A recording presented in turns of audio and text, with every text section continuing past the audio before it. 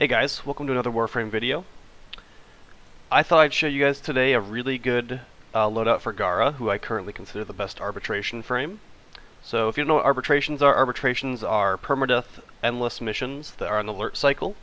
So every hour they'll change the mission type and you'll get a boon on a certain Warframe and weapon. I consider Gara the most powerful frame for this purpose because she gives her stealth 90% damage reduction. She also gives the objective 90% damage reduction. And in this mode, if the defense objective dies, you instantly lose. It's a rescue target kind of guy. You can't revive him, so making sure you can heal him and give him tankiness is very important. So I'm going to show really quick what I use on Gara. I'm also going to compare a stat stick on Gara to no stat stick on Gara and show you how big of a difference that makes. So let's get into it. Alright, so first I'm going to show the build on my Gara. I've changed this a bit compared to last time I was showing this. So we're only going for 130% strength right now. And the reason for that is because her second ability caps its damage reduction at 129%. So with just a normal intensify, you'll have enough power strength to get 90% damage reduction on yourself and on the objective, your teammates if you want to put it on them. It's really nice. So the rest we're going into duration, efficiency, and range. You may notice that we're not using vitality on this build. That's because we have enough damage reduction that if we're playing correctly, we will not die.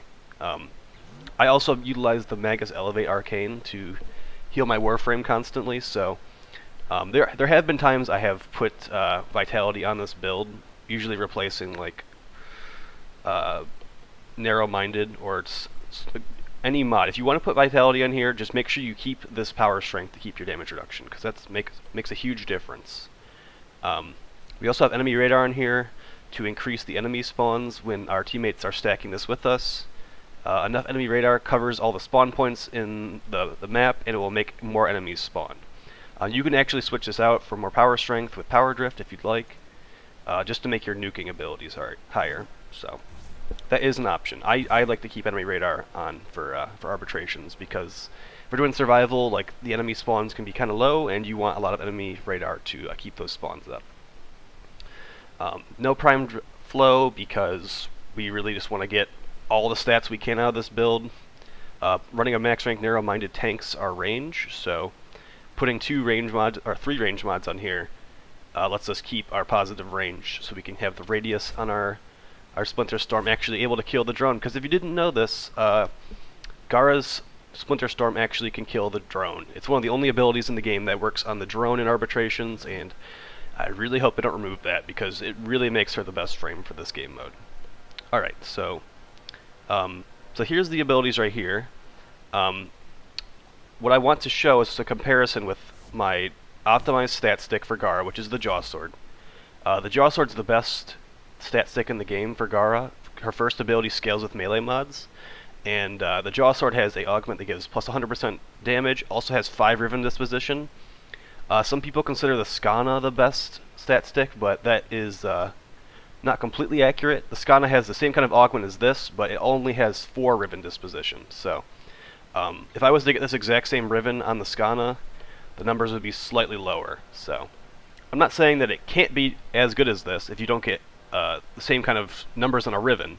But for example, this melee damage in this Riven mod can actually be 40% higher than it is currently. So it basically just depends what you get a really good Riven for. Stats you want to look for on a Riven for Gara are plus elemental, plus either puncture or slash, depending on which, if you're going to be either using the arcing motion for your first ability or the tap ability just to puncture, and then plus melee damage is required, and then a negative would be great as well. So this is a pretty good Jaw Sword Riven for Gara specifically. We're running Augur Strike because we're only going to be using the tapping motion on her first ability. If we were doing the arcing motion, which scales with slash mods, we would switch this out for Buzzkill.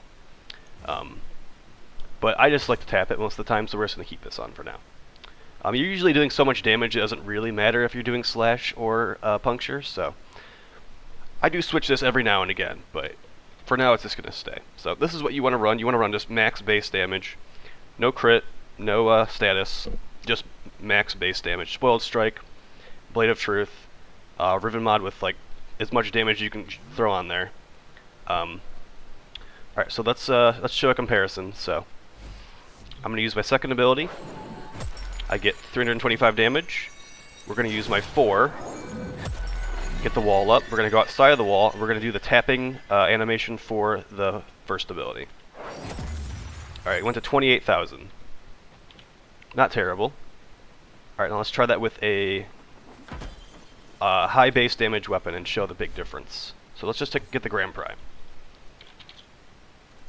So this is a crit build on the Grand Prime, the normal build I use like all the time. Let's see the difference in the numbers.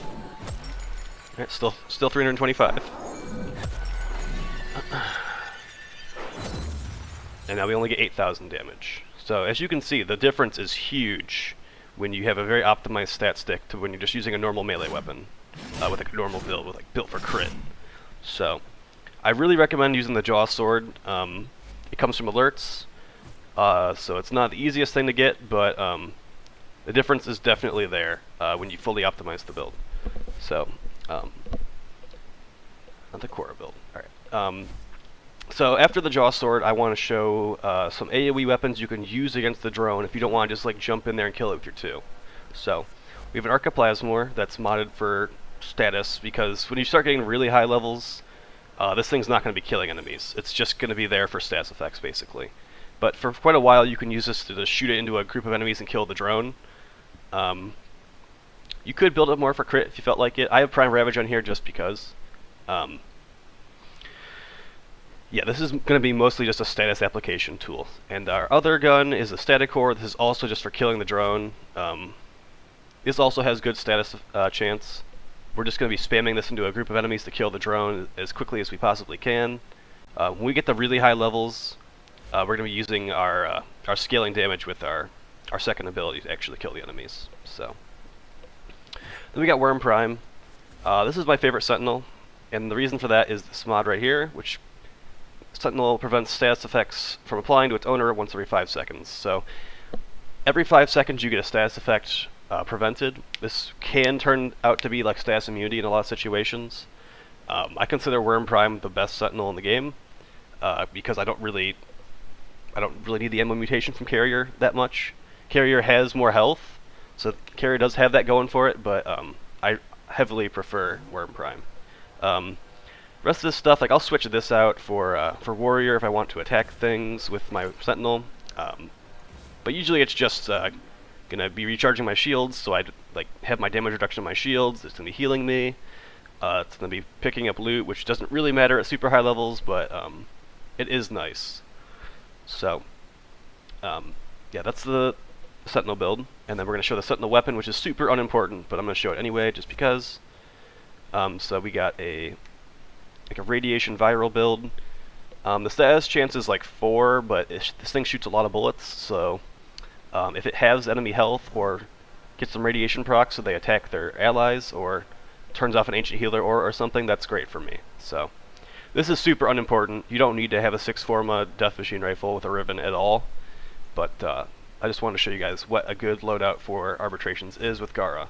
So let's just show it in action really quick. So here's the thing with Gara. You need to actually stack your damage. Let's turn invincibility off.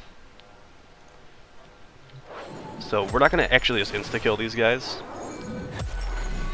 but we definitely will be able to after we stack the damage to like 1,000,000 or something. So let's stack it to like 100k. It didn't take very long to stack it there. Okay, I'm going to use the static core to remove their armor. We walk over and they're just dead. Yeah, like that did not take very long to stack our damage at all. We're not even at 100k. We still have like 25 seconds on our 2 left up. That was very easy. Let's compare it to fighting a Nox really quick, which is like the most annoying enemy in the game if you ask me. So we're not going to do Nox Xmas because those are mean. We're just going to do a level 100 Nox. Nothing too crazy. We're going to recast our 4 to reset the duration. Alright. I'm afraid of you, Mr. Nox. Oh god. Alright, so see, this is the problem that you run into sometimes. You have a Nox that you You have to hit him in the head basically to really kill him, and you can't really do that as Gara. So this is where something like the Archiplasmor is useful, because you shoot them in the head area and you get to break the glass. Now he's going to take a lot more damage if we hit him in the head. So this is where you want to stack up to like 1,000,000 damage, just to like not even worry about the headshot mechanic with the Nox. I've actually gotten to 10 million damage with Gara in an arbitration when I had a power strength bonus for her, and that only took like 10 minutes. So she is one of the best arbitration frames. You can even give your 2 to your Sentinel. It's a little bit finicky to do, so that actually doubles the damage of your Splinter Storm, because you have 2 applications of it. So I want to do that quick video for you guys. Thanks for watching. Please like, favorite, and subscribe. I stream every day on Twitch, Gaz TTV on Twitch. So thanks, guys. See you later. Bye.